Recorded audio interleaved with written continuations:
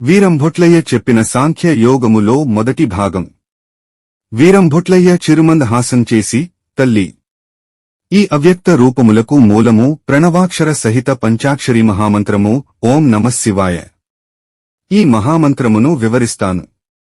శ్రద్ధగా ఆలకించు. ఓం నమఃశివాయ ఈ మహామంత్రమునందు జగత్తుకే మాతాపితరులైన పార్వతీ పరమేశ్వరుల శక్తి ఉన్నది.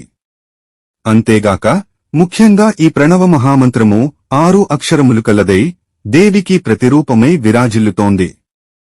అంటే ఈ ప్రణవమంత్రమునందు గల 6 అక్షరములలో మొదటిదైన ఓంకారము ఆదిశక్తి ముఖ కమలముగాను, నమ అనునవి దేవి పాదములుగాను, సి అనునది దేవి నడుముగాను, వా యా అనునవి దేవి భుజములుగాను చేర్చబడి ఈ 6ను దేవీ రూపమైన ఓం నమః శివాయ మహామంత్రముగా నిర్మితమైంది. అంతేకాదు ఈ మహామంత్రము నుండి ఈ ప్రపంచమునకు మూలమైన పంచభూతములు ఉద్భవించాయి.